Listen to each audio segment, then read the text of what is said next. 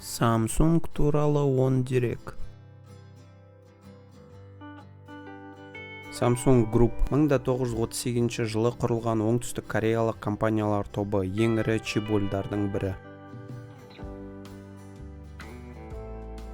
Samsung бастапқыда 1938 жылы 40 қызметкері бар сауда компаниясы ретінде құрылған. Ол қалада және оның айналасында өндірілген азық-түлік өнімдерімен айналысты және өз кеспесін шығарды.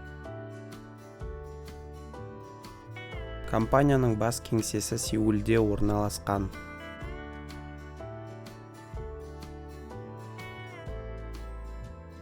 Samsung сөзі корей тіліндегі 3 жұлдыз дегенді білдіреді.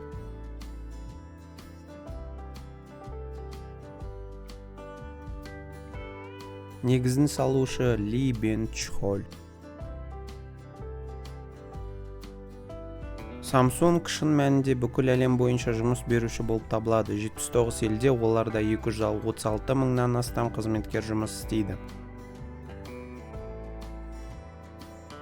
2023 жылдың желтоқсандағы жағдай бойынша Samsung'тың нарықтық капиталы 374,2 миллиард долларды құрайды.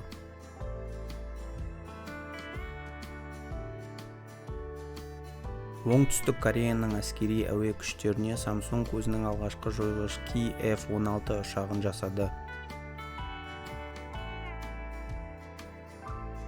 Samsung Swan, Samsung Blue Wings кәсіби футбол командасының, Samsung Lions бейсбол командасының, Seoul Samsung Thunders баскетбол командасының, Samsung Bichumi әйелдер баскетбол командасының, Samsung Blue Fangs волейбол командасының және Samsung Han Pro StarCraft киберспорт командасының иесі.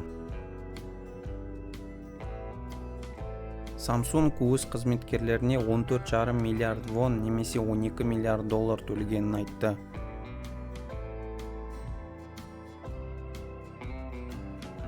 Назарларыңызға рахмет.